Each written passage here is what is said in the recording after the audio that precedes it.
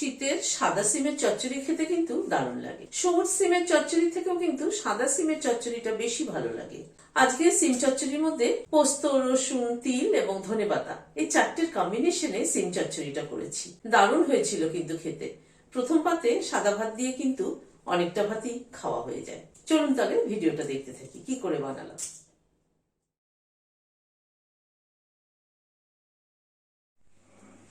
সিমগুলোর আঁশটা ছাড়িয়ে ধুয়ে নিলাম। একটা গ্রাইন্ডিং জার নিলাম। উঁচু উঁচু 1 টেবিল চামচ পোস্ত দিলাম। 4টে কোয়া রসুন দিলাম।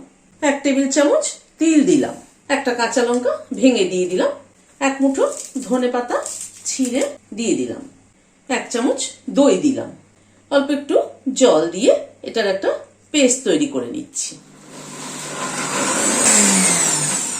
প্যানে প্রথমে সরষের তেল দিচ্ছি। 1/2 চামচ কালো জিরে ফোড়নে দিলাম। 1/4 চামচ হিং দিলাম। হিং আর কালো জিরে ফোড়নে সিম চচ্চড়ি খেয়ে দেখবেন দারুণ লাগে। যারা ঝাল বেশি খান তারা কিন্তু এখানে একটা কাঁচা লঙ্কাও চিড়ে দিতে পারে, খুব ভালো লাগে ফ্লেভারটা। ফোড়নটাকে একটু ক্র্যাক করিয়ে নিচ্ছি। এবার শিমগুলোকে দিয়ে দিচ্ছি। নুন ছড়িয়ে দিলাম, হলুদ দিয়ে দিলাম। নুন হলুদ দিয়ে শিমটাকে একটু নাড়াচাড়া করে নেব। একটু ঢেকে দিচ্ছি শিমটা কুক হওয়ার জন্য। মিনিট 3-4 মতো ঢাকা ছিল, আমি মাঝে একবার নেড়ে দিয়েছি। ঢাকাটা খুললাম।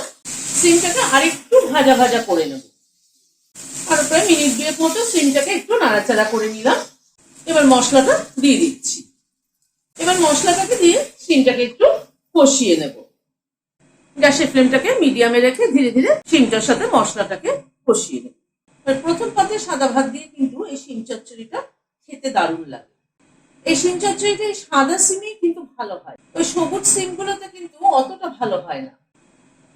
মিনিট খানেক একটু নাড়াচাড়া করে নিলাম। 1 চামচ চিনি দিয়ে দিচ্ছি। যে কোনো নিরামিষ তরকারিতে কিন্তু নুন মিষ্টির ব্যালেন্সটা যদি ঠিক না হয় তাহলে কিন্তু খেতে ভালো লাগে না। অনেকে হয়তো ভাবতে পারেন সিম চচ্চড়িতে রসুন দিলাম, কিন্তু পোস্ত, তিল আর রসুন এই তিনটের কম্বিনেশন কিন্তু দারুণ ভালো। খেয়ে দেখবেন দারুণ লাগে। আবার প্রায় মিনিট 2 নাড়াচাড়া করে নিলাম। মশলাটা কিন্তু সিমের সাথে কষানো হয়ে এসছে। নামানোর আগে 2টো কাঁচা লঙ্কা মাথাটা চিড়ে দিয়ে দিলাম। অল্প একটু কাঁচা সরষের তেল দিয়ে দিচ্ছি, মিশিয়ে দিলাম। গ্যাসের ফ্লেমটাকে বন্ধ করে দিলাম। ঢেকে দিচ্ছি স্ট্যান্ডিং টাইম 5 মিনিট, কাঁচা লঙ্কা এবং কাঁচা তেলের ফ্লেভারটা অ্যাড হওয়ার জন্য। ভিডিওটি যদি ভালো লেগে থাকে তাহলে একটা লাইক এবং সাবস্ক্রাইব করার অনুরোধ রইল। আজ তাহলে এখানে শেষ করছি। নমস্কার।